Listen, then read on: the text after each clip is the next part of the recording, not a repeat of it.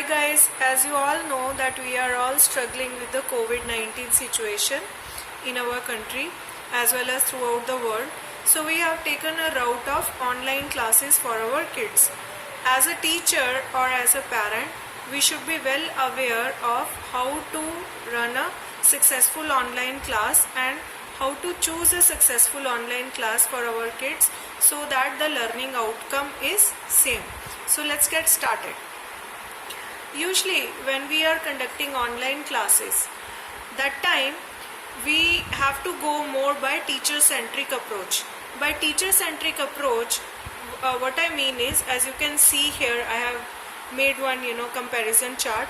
So in teacher-centric approach, what we do is we tend to put more pre-recorded videos. These videos can be taken from various websites also and we give it before the class itself, or during the class we play it for the kids. Then we will have typed notes which we again give it to the kids so that they can refer and they can learn.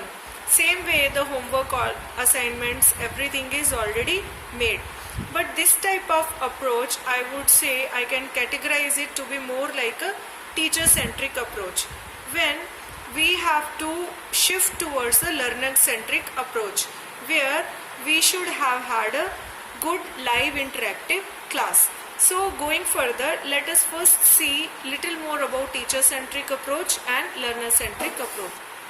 For online classes, we cannot purely ignore teacher-centric approach. So let us see some advantages and disadvantages of teacher-centric approach. See, when you already have notes which are typed and you are giving to the students, that time obviously the notes are very neatly typed, they are well documented, they are saved in your system in the form of various files. So repetition is easy. Like if you are running in batches, if a teacher is teaching, let's say for one class they are teaching 2 or 3 batches, so again and again they can use the same video or the same notes and the same questions also for assessment they can use. And the thing is that the pace of completing syllabus is very fast. But the major disadvantage of this teacher-centric approach is it is more like a transmission-reception method. What I mean by saying transmission-reception method is that it is as in for the kids, as in they are watching TV. So TV, we used to call it like a idiot box also. They just watch TV. If they learn, they learn. They do not understand means they don't understand. Means the teacher would not be able to access the learning outcome very well, because they already have a pre-recorded video and it is going on its pace. Nobody can stop that video or the notes in between and can ask questions. So it is very less interactive method. Plus the major disadvantage of this method is that kids who are lesser than 6th standard, kindergarten and up to 1st to 5th standard, the problem with that is those kids do not understand much when they are going by this transmission reception method. So they would require their parents or their guardians or their older brother sisters help, who have to keep on sitting along with them as long as the class will last, which puts a lot of burden on the parent as well as on the whole family, because in the case both the parents are working, they will not be able to sit with the kid throughout and keep on explaining to them what is going on in the class. So let us see how we can turn the advantages of teacher-centric approach in the student-centric approach, because totally we cannot ignore this approach when we are taking the online class. We do need to take the help of pre-recorded videos. We do need the pre-typed notes also. Let us see the next approach. So guys, to run a successful live interactive class, which we can also call as student-centric class, first thing is that the teacher has to make sure that all learners, they switch off their microphone. Because in a class where you are having large number, let's say more than 15, 16 or 20 kids which are there in one class, that time if everybody's microphone is on, then the background noise makes it near to impossible for us to learn or send any worthwhile information.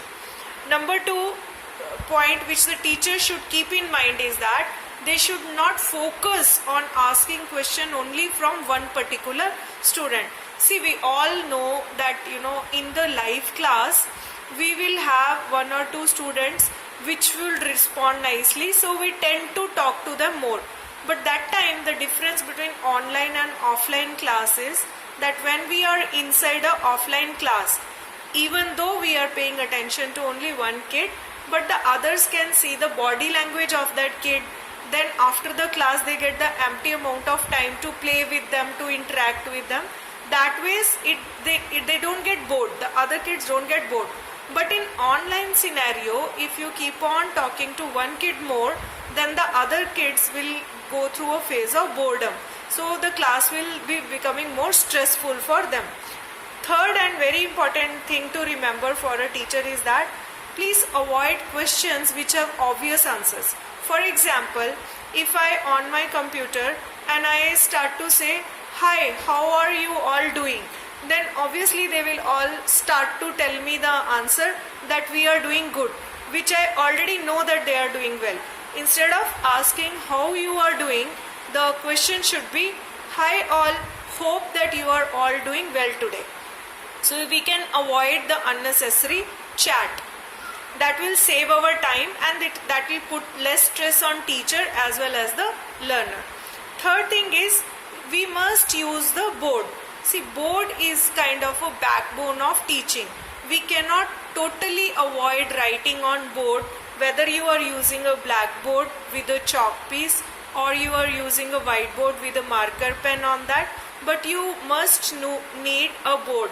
You cannot try to become, it's not like a coding class where we can simply send information in the form of any video or any typed notes. It will become very difficult for the small kids to follow that kind of instruction. So we really require one whiteboard or some blackboard on which the teacher is writing, and the learners on the another end can sit with their own notebooks. They can write. This way you can control the pace of learning also. You can stop if somebody has any question. You can give a pause and again you can start writing. Now next question which comes to our mind is, okay, I taught, how do I know whether the people sitting on another end have understood my concept or not? So for that, here we have to become little bit innovative.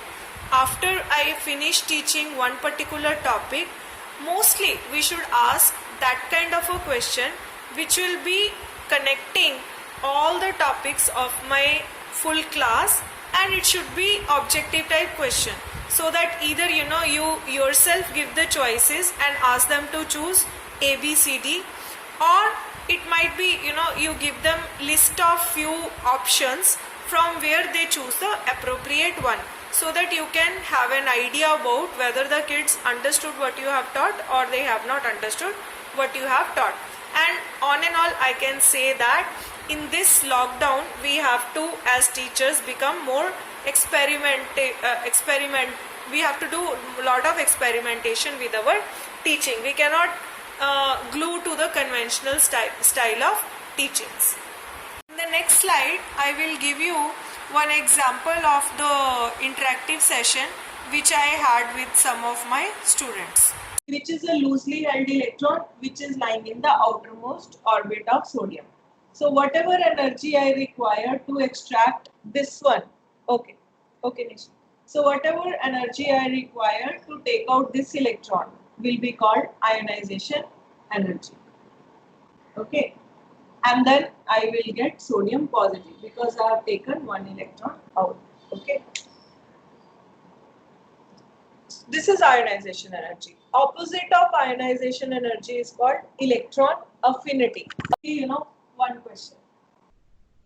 I'll ask this question from Sindhu. Sindhu, I have one group I am writing: lithium, sodium, potassium, rubidium and cesium. Okay. So, which one out of lithium, sodium, potassium, rubidium and cesium, from which atom it will be easiest to take out the electron?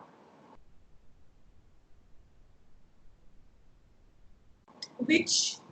Cesium.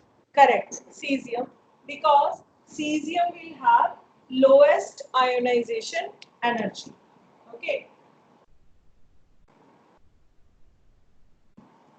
Now, if you remember, in chapter number 2, we have learned something called photoelectric effect. Remember? Yugi, what was photoelectric effect? Hope you guys had fun watching this video. Please like, share and subscribe the channel. Thank you.